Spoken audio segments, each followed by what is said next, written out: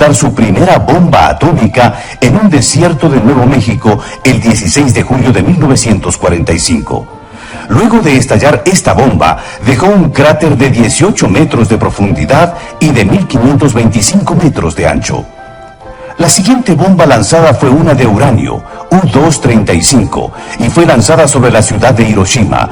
Al instante murieron 70.000 personas y arrasó con la mayoría de edificios. En la actualidad, los científicos han desarrollado la bomba de neutrón, lo último en armas nucleares. Aquí cabe la pregunta: ¿será que el final del mundo será producto de una guerra atómica? ¿Cómo mantener su cordura cuando el mundo se viene abajo? Este es el tema que hoy nos trae el pastor Adrián Rogers en la voz del pastor Lenín de Llanón.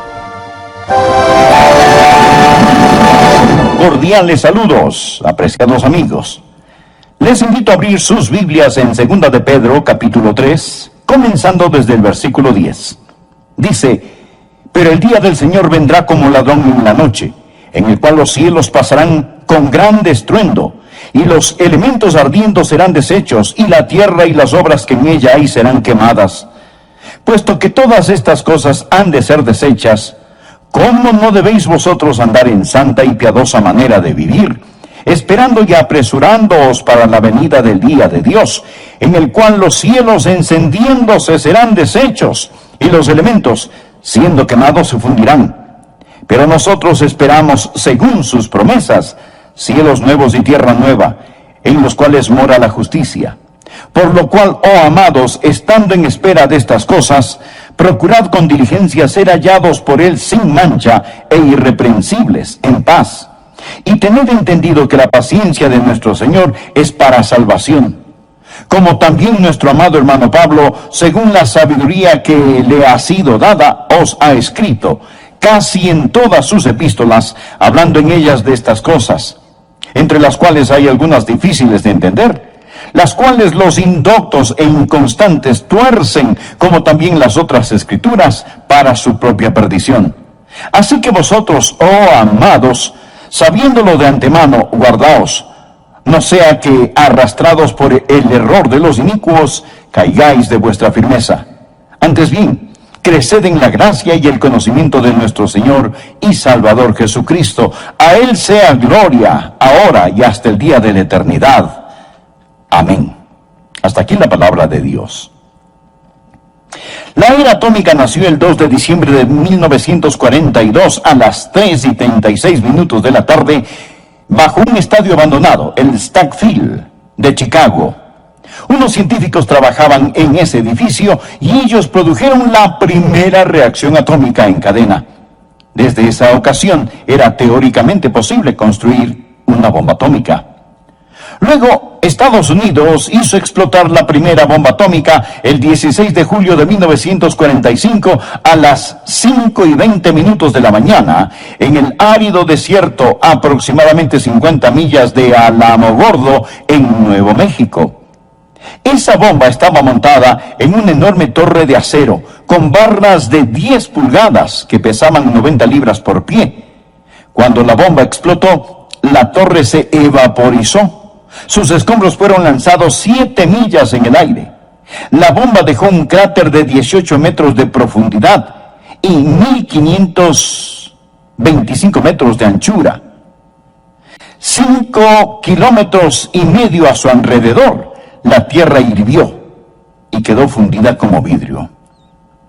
La primera bomba atómica fue lanzada en la ciudad de Hiroshima, que tenía aproximadamente 350.000 habitantes, a las 8:15 de la mañana, el 6 de agosto de 1945. Esa bomba era de 14 pies de largo y aproximadamente 5 pies de diámetro. Pesaba 10.000 libras. Era una bomba de uranio U-235. Fue detonada a 5.000 metros sobre Hiroshima. Cuando esa bomba fue detonada, mató instantáneamente a 70.000 personas. La mayoría de los edificios en esa ciudad fueron nivelados o tan severamente dañados que no se pudieron volver a usar. Luego, el 1 de noviembre de 1952, Estados Unidos explotó la primera bomba de hidrógeno en una isla pequeña en el Océano Pacífico. La llaman un atolón. casi hizo desaparecer la islita de 1 milla de largo y dejó un cráter en el suelo del océano de una profundidad de 53 metros. Nos dicen que una explosión de la bomba de hidrógeno tiene más poder detonador que todas las bombas que fueron lanzadas en Alemania y Japón en la Segunda Guerra Mundial. Hoy nuestros científicos han desarrollado la bomba de neutrón. Es lo más avanzado en armas nucleares porque deja muy poco residuo de radiación. La idea es que una vez que la bomba sea lanzada y las tropas enemigas sean destruidas, el territorio puede ocuparse rápidamente. Y usted me preguntará, Adrián, ¿vamos a presenciar algo eso? ¿Las naciones y la sociedad que conocemos van a ser aniquiladas por una guerra atómica o neutrónica? Será una explosión atómica o neutrónica, pero creo con todo mi corazón que será Dios quien apretará el botón. Y Dios lo describe en el versículo 10. Leamos nuevamente. Pero el día del Señor vendrá como ladrón en la noche, en el cual los cielos pasarán con gran estruendo, y los elementos ardiendo serán deshechos, y la tierra y las obras que en ella hay serán quemadas. ¿Ve usted la palabra elementos? Los elementos ardiendo serán deshechos. La palabra griega que se traduce elementos habla de los componentes que unen la materia. Y creo que aquí Dios está hablando de la estructura atómica del universo, llamada los elementos. Los propios elementos, los componentes con los cuales se divide la materia, se deshacerán. Mire la palabra desecha en el versículo 11. Puesto que todas estas cosas han de ser deshechas. Deshechas es la palabra luo, que literalmente significa desatar o soltar. Por ejemplo, Juan el Bautista dijo de Jesús: viene tras de mí el que es más poderoso que yo, a quien no soy digno de desatar la correa de su calzado. Lázaro salió de la tumba envuelto en vendas y Jesús dijo: desatadle y dejadle ir. Es la misma palabra. Es decir, estos elementos que constituyen la materia serán desatados. Existe algo que los mantiene unidos, que se desatará. Luego en el versículo 10 dice que los elementos ardiendo serán deshechos. La palabra ardiendo es un término médico que significa calor interno, fiebre, calentura. Verá, la Biblia dice que los cielos y la tierra están guardados o almacenados con fuego. En el versículo 7, pero los cielos y la tierra que existen ahora están reservados por la misma palabra, guardados para el fuego. Literalmente significa que los cielos y la tierra ahora mismo están almacenados con fuego. La naturaleza nuclear del universo está toda compuesta de electricidad, que es fuego o cargas eléctricas. Está almacenada con fuego. Y cuando todos los elementos sean desatados en una espectacular reacción en cadena, los cielos y la tierra se quemarán con su propio calor interior. Bueno, tal vez no llegue a ser como estoy diciendo, pero amigo, ocurrirá. Pedro nos habla a usted y a mí en el versículo 11 cuando dice: puesto que todas estas cosas han de ser deshechas, o sea, todo será destruido, ¿cómo no debéis vosotros andar en santa y piadosa manera de vivir? Observe que no es una pregunta, es una exclamación. Él está diciendo, ¿qué clase de personas debemos ser? Él no está haciendo ninguna pregunta. La palabra manera realmente significa de otro modo. Tiene la idea de ser un extranjero, un forastero. Habla de una conducta que no es normal. Lo que él está diciendo es que cuando nosotros, conociendo lo que sabemos, no podemos ser como todos los demás. Nuestra conducta no es de este mundo. Debemos ser diferentes porque Pedro nos ha dicho que somos extranjeros y peregrinos. Un extranjero no está en su casa y un peregrino está en camino a su casa. Nosotros no somos ciudadanos de la tierra tratando de llegar al cielo, sino que somos ciudadanos del cielo de paso por la tierra. Por ello debemos ser diferentes. Nuevamente la palabra: ¿cómo no debéis vosotros andar en santa y piadosa manera de vivir? Como si fuésemos de otro mundo, nuestra manera de vivir debe ser diferente. Nuestro andar, vestir, caminar, hablar debe ser diferente. No estoy diciendo que debe ser raro, que Dios nos lo permita. Ya tenemos demasiados creyentes raros. No dije raros, sino diferentes, gente peculiar. Si usted es raro, repele a la gente. Pero si es diferente, atraerá a las personas, porque quieren saber lo que le hace diferente, quieren saber qué le ayuda a sobrellevar las cargas de este mundo. Luego nos dice que debemos andar santa y piadosamente. La palabra santa habla de nuestro carácter y piadosamente habla de nuestra conducta. Esa es la manera en que nosotros debemos vivir. Pero cuando se habla de santidad, muchos se ponen nerviosos. Es decir, si le pregunto a mi congregación, ¿cuántos quieren ir al cielo? ¿Cuántos quieren ser felices? ¿Cuántos desean estar saludables? ¿Cuántos desean tener riquezas? ¿Cuántos anhelan ser sabios? Levanten su mano. Todos queremos todas estas cosas, pero no muchas personas dirán, yo quiero ser santo. La palabra santo pone un poco nerviosos a los creyentes y a los no creyentes los ofenden. A este mundo no le gusta la palabra santo. De hecho, cuando se quieren burlar de usted, lo llaman santulón o santurrón. Ellos ridiculizan la santidad. ¿Cómo no debéis vosotros andar en santa y piadosa manera de vivir? Habla de nuestra conducta. ¿Qué significa literalmente la palabra santo? Significa estar separado, ser diferente, apartarse para un propósito especial. Yo no me pertenezco a mí mismo. No soy mi propio dueño. Yo pertenezco al Señor. La santidad no es tener una actitud de superioridad hacia otros, simplemente ser diferente. La santidad no es tampoco estar enclaustrado en un monasterio o convento. No significa retirarse. El ser santo significa ser diferente a las personas de este mundo. De hecho, significa ser como Dios. Pedro nos dice lo que significa en 1 de Pedro capítulo 1, versículo 15. No es difícil de entender si usted lee la palabra de Dios. Dice, como aquel que os llamó es santo, sed también vosotros santos en toda vuestra manera de vivir. Dios es santo. Y el ser santo, por consiguiente, es simplemente ser como Dios. A su vez, leamos 2 de Pedro capítulo 3, versículo 11. Puesto que todas estas cosas han de ser deshechas, ¿cómo no debéis vosotros andar en santa y piadosa manera de vivir? Ahora, ¿qué es la piedad? Es simplemente estar consagrado y agradar a Dios.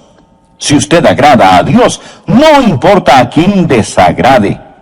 Pero si desagrada a Dios, no importa a quién usted agrade. Nosotros debemos ser piadosos, es decir, agradar a Dios con nuestra manera de vivir. Hasta ahora solo he mencionado la introducción del mensaje. ¿Cómo mantener una cordura cuando el mundo se viene abajo? Pedro nos da 5 puntos que quiero que estudiemos. Pedro nos está preguntando qué clase de personas debemos ser al saber lo que va a suceder. Que un día todo esto con lo que el hombre sueña, hace planes y ha vendido su alma por alcanzar, va a terminar en plasma fundida. Puesto que todas estas cosas han de ser deshechas, ¿cómo no debéis vosotros andar en santa y piadosa manera de vivir? Su carácter y su conducta. Luego describe esa conducta y sus 5 componentes. ¿Qué tipo de persona debe ser usted? Primero, usted necesita ser una persona que espere su venida. Mire el versículo 12. Esperando y apresurándoos para la venida del día de Dios. Versículo 13. Pero nosotros esperamos, según sus promesas, cielos nuevos y tierra nueva. Versículo 14. Por lo cual, oh amados, estando en espera de estas cosas, procurad con diligencia ser hallados por Él, sin mancha e irreprensibles. ¿Lo ve? La palabra esperar es anticipación y expectativa. Todo creyente debe estar esperando la venida de Jesucristo hoy. Hoy. Su venida es inminente. En Mateo 24, versículo 36, Jesús dijo, pero el día y la hora nadie sabe, ni aun los ángeles de los cielos, sino solo mi Padre. Si alguien intenta ponerle fecha a la segunda venida de Jesucristo, simplemente hágale conocer este versículo. Ahora el versículo 38. Porque como en los días antes del diluvio estaban comiendo y bebiendo, casándose y dándose en casamiento, hasta el día en que Noé entró en el arca, y no entendieron hasta que vino el diluvio y se los llevó a todos, así será también la venida del Hijo del Hombre. Las personas estaban llevando sus vidas como de costumbre. Y de repente vino el diluvio y entonces fue demasiado tarde. Pedro nos dice que sucederá igual cuando Jesucristo regrese. Versículo 42. Velad pues, porque no sabéis a qué hora ha de venir vuestro Señor. Usted no sabe el día, usted no sabe la hora. Mi estimado amigo, esta puede ser la hora. Él está diciendo que velemos. Versículo 44. Por tanto también vosotros estad preparados, porque el Hijo del Hombre vendrá a la hora que no pensáis. Y usted dirá, pastor, usted dijo que lo esperáramos hoy. Yo no creo que Jesús venga hoy. Bien, esa es la mejor señal de que sí puede regresar hoy. El Hijo del Hombre vendrá a la hora que no pensáis. Pedro nos dice que esperemos en cualquier momento la venida del Señor, y es por esa esperanza que nos mantenemos puros. Jesucristo nos dice en Lucas capítulo 12, verso 35, estén ceñidos vuestros lomos y vuestras lámparas encendidas. Esto significa estar listos para viajar. Y vosotros sed semejantes a hombres que aguardan a que su Señor regrese de las bodas, para que cuando llegue y llame, le abran enseguida. Debemos ser como siervos que esperan que su amo regrese de una fiesta. Ahora, mire este precioso versículo que tengo subrayado en mi Biblia, el verso 37. Bienaventurados aquellos siervos a los cuales su Señor, cuando venga, halle velando. Versículo 39. Pero sabed esto, que si supiese el padre de familia a qué hora el ladrón había de venir, velaría ciertamente, y no dejaría minar su casa. Vosotros pues también estad preparados, porque a la hora que no penséis, el Hijo del Hombre vendrá. Entonces Pedro le dijo, Señor, ¿dices estas parábolas a nosotros o también a todos? ¿Lo ve? Pedro estaba presente cuando el Señor dijo que tenemos que velar o estar preparados, esperando. Versículo 42. Y dijo el Señor, ¿quién es el mayordomo fiel y prudente al cual su Señor pondrá sobre su casa para que a tiempo les dé su ración? Bienaventurado aquel siervo al cual, cuando su Señor venga, le halle haciendo así. En verdad os digo que le pondrá sobre todos sus bienes. Ahora, escuche lo que dice el versículo 45.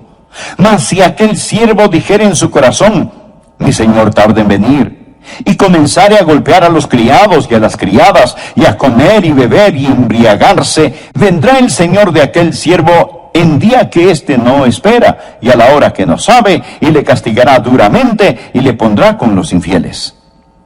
Esta parábola simplemente está diciendo, mi estimado amigo, que esté listo, esperando la venida del Señor en cualquier momento. Hace mucho tiempo leí acerca de las dos niñas que esperaban el bus escolar. Una le dijo a la otra, entiendo que el comité escolar va a visitar nuestra aula uno de estos días. La otra le respondió, bien, si eso es cierto, la próxima semana voy a limpiar mi escritorio. Entonces la primera le preguntó, pero, ¿y si vienen esta semana? Bueno, entonces lo limpiaré al final de la semana. La primera le volvió a preguntar, ¿pero qué y si vienen hoy? Entonces, pensándolo bien, apenas llegue lo limpiaré y lo mantendré limpio, fue la respuesta. Amigos, no sabemos cuándo Jesucristo regresará, pero esté esperando su venida. Número 2, no solo debe esperar su venida, sino que usted necesita ser una persona que apresure su venida. Por favor, mire el versículo 12. Esperando y apresurándoos para la venida del día de Dios. La palabra apresurándoos para la venida significa apresurar su venida.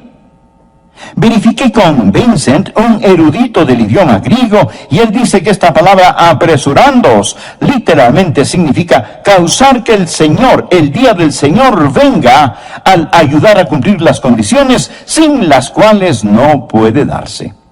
La oración es una de las cosas que hará que Jesús venga más rápido. ¿Qué fue lo que nos dijo Jesucristo que oráramos? En Mateo capítulo 6, versículo 10, nos enseñó a orar: venga tu reino, hágase tu voluntad, como en el cielo, así también en la tierra. Y esto va a pasar, nada puede detenerlo, mas se nos dice que oremos para que suceda. Amigo, Dios implora las oraciones de su pueblo para realizar su obra, y nosotros podemos apresurar la venida de Jesucristo al orar por ello. Esa es la razón por la cual la Biblia termina con una oración: sí, ven, Señor Jesús. Otra forma de acelerar la venida de nuestro Señor Jesucristo, no solo a través de la oración, sino a través de la evangelización. La Biblia dice aquí que la única razón por la que Jesucristo no ha venido todavía es porque espera que más personas sean salvadas. Mire el versículo 9. El Señor no retarda su promesa, según algunos la tienen por tardanza, sino que es paciente para con nosotros, no queriendo que ninguno perezca, sino que todos procedan al arrepentimiento. El versículo 15 dice: y tened entendido que la paciencia de nuestro Señor es para salvación. Ahora, por favor, una ambos versículos. El Señor no tarda en cumplir su promesa, sino que el Señor es paciente para con nosotros. ¿Y qué es la paciencia de Dios? Él no quiere que nadie perezca. Su paciencia es para nuestra salvación. Hechos capítulo 15 cuenta cómo Dios desde el principio escogió de entre los gentiles un pueblo para su nombre, y que después regresaría y reconstruiría el tabernáculo de David. ¿Qué significa esto? Simplemente significa que Dios ahora mismo está en un programa de construcción. Él está edificando la esposa, la iglesia del Señor Jesucristo. Hay un número conocido solo por Dios, y cuando esa última persona se salve, entrará la plenitud o la totalidad de los gentiles, y Jesús regresará por su novia.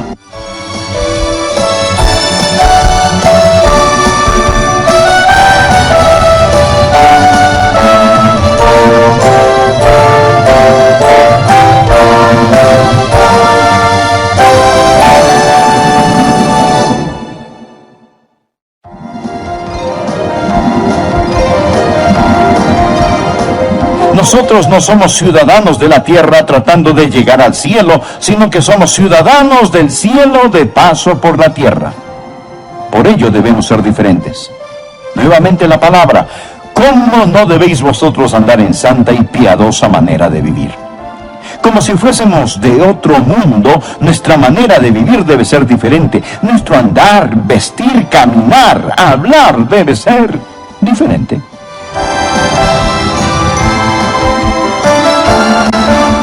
Hola y bienvenidos a El Amor que Vale, con el profesor y pastor Dr. Adrián Rogers en la voz del pastor Lenín de Llanón. 1942 fue el año en el que un grupo de científicos produjeron la primera reacción en cadena e hicieron posible la construcción de la bomba atómica. En julio de 1945, la primera bomba atómica estalló y el 6 de agosto de ese mismo año, la bomba de uranio mató al instante 70.000 personas. En noviembre de 1952, explotó la primera bomba de hidrógeno en una pequeña isla del Pacífico. Provocó un cráter en el suelo del océano de 53 metros de largo.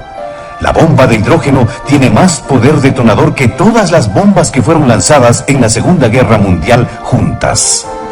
La industria de las armas nucleares continúa. El punto es que si el fin del mundo se produce por una explosión atómica, seguro que esos botones estarán bajo el control del Señor. Hoy continuamos con la segunda parte del tema: ¿cómo mantener su cordura cuando el mundo se viene abajo? Enseguida, el doctor Adrián Rogers, en la voz del pastor Lenín de Llanón.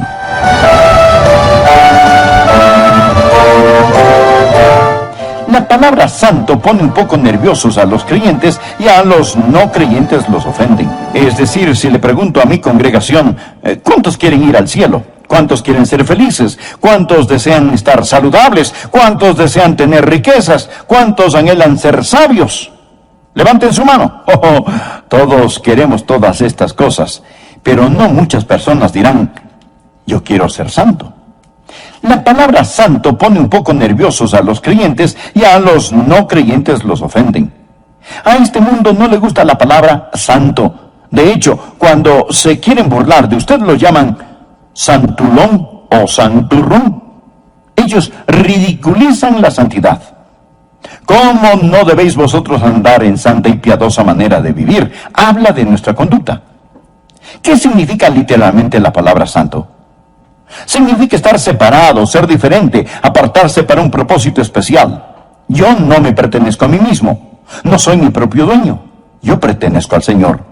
La santidad no es tener una actitud de superioridad hacia otros. Simplemente ser diferente. La santidad no es tampoco estar enclaustrado en un monasterio o convento. No significa retirarse.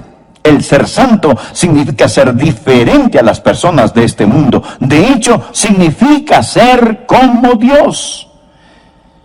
Pedro nos dice lo que significa en 1 de Pedro capítulo 1, versículo 15. No es difícil de entender si usted lee la palabra de Dios. Dice: como aquel que os llamó es santo, sed también vosotros santos en toda vuestra manera de vivir. Dios es santo. Y el ser santo, por consiguiente, es simplemente ser como Dios. Que espere su venida. Mire el versículo 12. Esperando y apresurándoos para la venida del día de Dios. Versículo 13. Pero nosotros esperamos, según sus promesas, cielos nuevos y tierra nueva. Versículo 14, por lo cual, oh amados, estando en espera de estas cosas, procurad con diligencia ser hallados por Él, sin mancha e irreprensibles. ¿Lo ve? La palabra esperar es anticipación y expectativa. Todo creyente debe estar esperando la venida de Jesucristo hoy. Hoy. Su venida es inminente. En Mateo 24, versículo 36, Jesús dijo: pero el día y la hora nadie sabe, ni aun los ángeles de los cielos, sino solo mi Padre. Si alguien intenta ponerle fecha a la segunda venida de Jesucristo, simplemente hágale conocer este versículo. Ahora el versículo 38. Porque como en los días antes del diluvio estaban comiendo y bebiendo, casándose y dándose en casamiento, hasta el día en que Noé entró en el arca, y no entendieron hasta que vino el diluvio y se los llevó a todos, así será también la venida del Hijo del Hombre. Las personas estaban llevando sus vidas como de costumbre, y de repente vino el diluvio y entonces fue demasiado tarde. Pedro nos dice que sucederá igual cuando Jesucristo regrese. Versículo 42. Velad pues, porque no sabéis a qué hora ha de venir vuestro Señor. Usted no sabe el día, usted no sabe la hora. Mi estimado amigo, esta puede ser la hora. Él está diciendo que velemos. Versículo 44. Por tanto también vosotros estad preparados, porque el Hijo del Hombre vendrá a la hora que no pensáis. Y usted dirá: pastor, usted dijo que lo esperáramos hoy. Yo no creo que Jesús venga hoy. Bien, esa es la mejor señal de que sí puede regresar hoy. El Hijo del Hombre vendrá a la hora que no pensáis. Pedro nos dice que esperemos en cualquier momento la venida del Señor, y es por esa esperanza que nos mantenemos puros. Jesucristo nos dice en Lucas capítulo 12, verso 35, estén ceñidos vuestros lomos y vuestras lámparas encendidas. Esto significa estar listos para viajar. Y vosotros sed semejantes a hombres que aguardan a que su Señor regrese de las bodas, para que cuando llegue y llame, le abran enseguida. Debemos ser como siervos que esperan que su amo regrese de una fiesta. Ahora, mire este precioso versículo que tengo subrayado en mi Biblia, el verso 37. Bienaventurados aquellos siervos a los cuales su Señor, cuando venga, halle velando. Versículo 39. Pero sabed esto, que si supiese el padre de familia a qué hora el ladrón había de venir, velaría ciertamente, y no dejaría minar su casa. Vosotros pues también estad preparados, porque a la hora que no penséis, el Hijo del Hombre vendrá. Entonces Pedro le dijo: Señor, ¿dices estas parábolas a nosotros o también a todos? ¿Lo ve? Pedro estaba presente cuando el Señor dijo que tenemos que velar o estar preparados, esperando. Versículo 42. Y dijo el Señor: ¿quién es el mayordomo fiel y prudente al cual su Señor pondrá sobre su casa para que a tiempo les dé su ración? Bienaventurado aquel siervo al cual, cuando su Señor venga, le halle haciendo así. En verdad os digo que le pondrá sobre todos sus bienes. Ahora, Escuche lo que dice el versículo 45. Mas si aquel siervo dijere en su corazón, mi señor tarda en venir, y comenzare a golpear a los criados y a las criadas, y a comer y beber y embriagarse, vendrá el señor de aquel siervo en día que éste no espera, y a la hora que no sabe, y le castigará duramente, y le pondrá con los infieles. Esta parábola simplemente está diciendo, mi estimado amigo, que esté listo, esperando la venida del Señor en cualquier momento. Hace mucho tiempo leí acerca de las dos niñas que esperaban el bus escolar. Una le dijo a la otra, entiendo que el comité escolar va a visitar nuestra aula uno de estos días. La otra le respondió, bien. Si eso es cierto, la próxima semana voy a limpiar mi escritorio. Entonces la primera le preguntó, pero, ¿y si vienen esta semana? Bueno, entonces lo limpiaré al final de la semana. La primera le volvió a preguntar, ¿pero qué y si vienen hoy? Entonces, pensándolo bien, apenas llegue lo limpiaré y lo mantendré limpio, fue la respuesta. Amigos, no sabemos cuándo Jesucristo regresará, pero esté esperando su venida. Número 2, no solo debe esperar su venida, sino que usted necesita ser una persona que apresure su venida. Por favor, mire el versículo 12. Esperando y apresurándoos para la venida del día de Dios. La palabra apresurándoos para la venida significa apresurar su venida.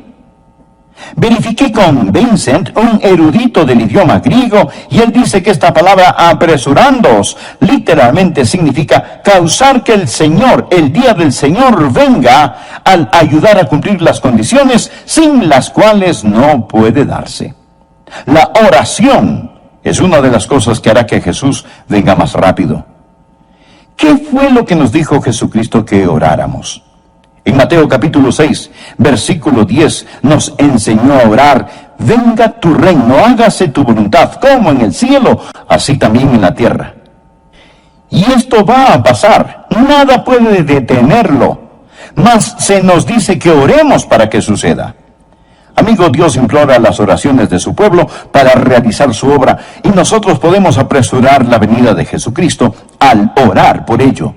Esa es la razón por la cual la Biblia termina con una oración. Sí, ven, Señor Jesús.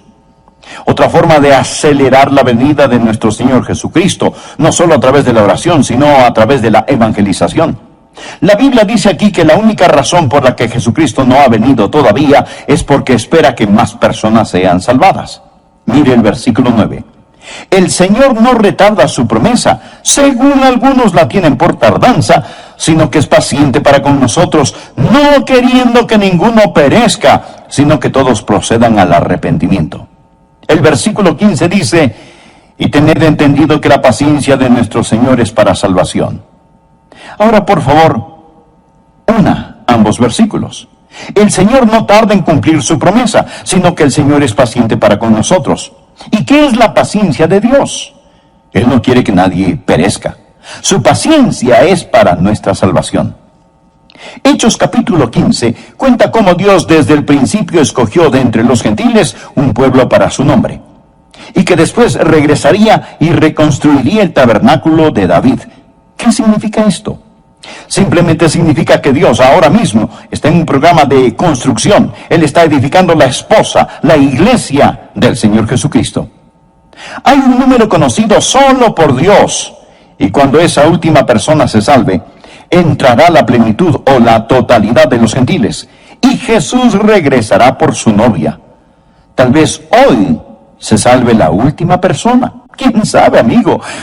Puede ser quizás usted al escuchar este mensaje. Debemos trabajar por su venida, principalmente a través de la oración. Sí, ven, Señor Jesús. Y el ganar almas o evangelización, porque cuando traemos almas a Cristo, aceleramos su regreso. Número 3. No solo debemos esperar y apresurar su venida, sino que usted necesita ser una persona viva por su venida. Veamos el versículo 14. No dice sin pecado, no dice puro, ninguno es sin pecado. Si decimos que no tenemos pecado, nos engañamos a nosotros mismos y la verdad no está en nosotros. Pero sí podemos ser irreprensibles. ¿Y qué significa vivir sin culpa? Es vivir con un corazón que anhela a Dios, amándole, sirviéndole, confesando nuestros pecados, donde no existe ningún pecado que no hayamos confesado, ni del cual no nos hayamos arrepentido. Luego Pedro habla que debemos vivir en paz, que Él nos halle en paz. Esto significa en paz con Dios y con nuestros hermanos y hermanas en Cristo, pero también quiere decir serenidad. Un sermón como este pone nerviosos a muchas personas, pero no es para estar turbados. Lo que estamos predicando hoy es para darles consuelo, para darles paz. ¿Sabe por qué tenemos paz?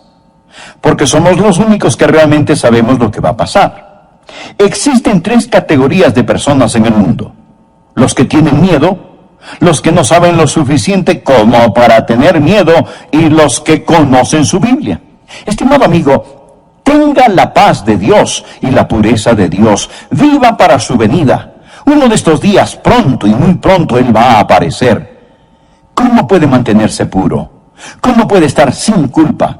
¿Cómo puede vivir en paz? La única manera que yo conozco es fijando su mirada en Jesús. Leí acerca de un atleta, el señor Blondin. Él era un equilibrista que ataba un alambre a lo largo de las cataratas del Niágara.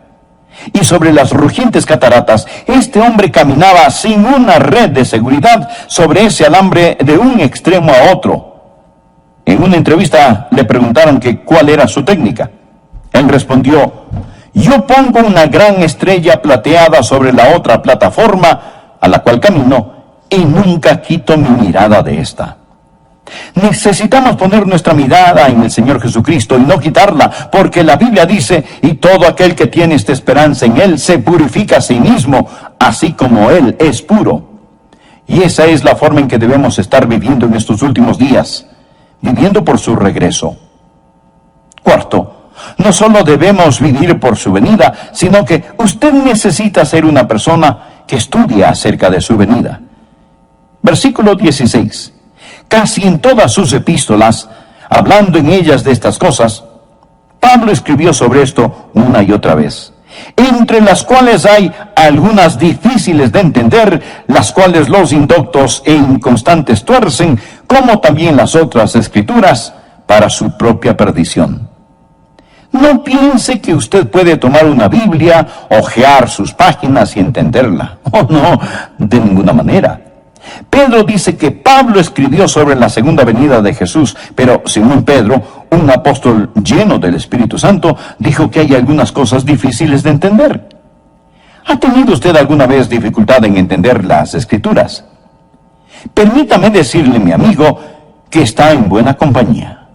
Simón Pedro dijo: hay algunas difíciles de entender, pero ahora preste atención, las cuales los indoctos e inconstantes tuercen, como también las otras escrituras, para su propia perdición. Los indoctos o ignorantes e inconstantes o inestables a veces tuercen las escrituras. La palabra tuercen literalmente significa poner a una persona en un potro de tortura, como se hacía en los tiempos medievales. Es lo que algunos hacen con la palabra de Dios. Ellos usan su propia cámara personal de tortura, con su ignorancia y su inestabilidad, y toman la palabra de Dios y la tuercen. Usted puede hacer que la Biblia diga lo que sea. La ilustración clásica: Judas salió y fue y se ahorcó. Haga lo mismo, y lo que vas a hacer, hazlo más pronto. Todas estas son escrituras, pero la Biblia no dice que se ahorque. Esto es torcer la Biblia para hacer que diga lo que no dice. No solo debemos esperar, apresurar su venida y vivir por su venida, mas también necesitamos estar aprendiendo acerca de su venida. En 2 de Timoteo leemos: procura con diligencia presentarte a Dios aprobado, como obrero que no tiene de qué avergonzarse, que usa bien la palabra de verdad. Porque con la palabra no se juega. Mire lo que dice: entre las cuales hay algunas difíciles de entender, las cuales los indoctos e inconstantes tuercen, como también las otras escrituras. Ahora escuche, para su propia perdición. Usted está jugando.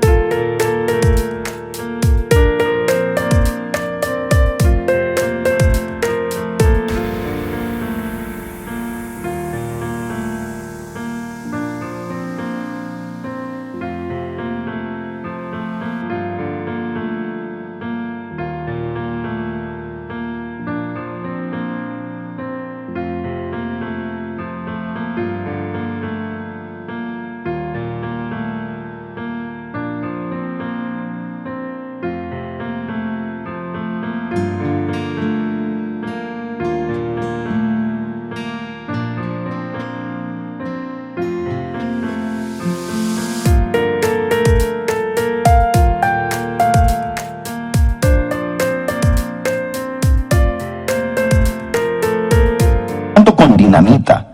Esta explotará y lo destruirá. Es una espada de dos filos. Es un condimento de vida para vida o de muerte para muerte. Por último, usted necesita ser una persona que mantiene su firme posición hasta su venida. Versículo 17. Así que vosotros, oh amados, sabiéndolo de antemano, guardaos, no sea que arrastrados por el error de los inicuos, caigáis de vuestra firmeza. Aférrese a la palabra de Dios, manténgase firme, siga la trayectoria correcta, no caigáis de vuestra firmeza. Ahora bien, Él no habla de caer de vuestra salvación. Él está hablando de caer de su firme posición. ¿Y cómo logramos no caer de nuestra firme posición? Versículo 18. Antes bien, creced en la gracia y el conocimiento de nuestro Señor y Salvador Jesucristo. A Él sea gloria ahora y hasta el día de la eternidad. Amén. ¿Sabe cuál es la forma de no caer de su firmeza? Creced en la gracia y el conocimiento. En el idioma griego literalmente dice, siga creciendo, simplemente siga creciendo, crezca en gracia y crezca en conocimiento.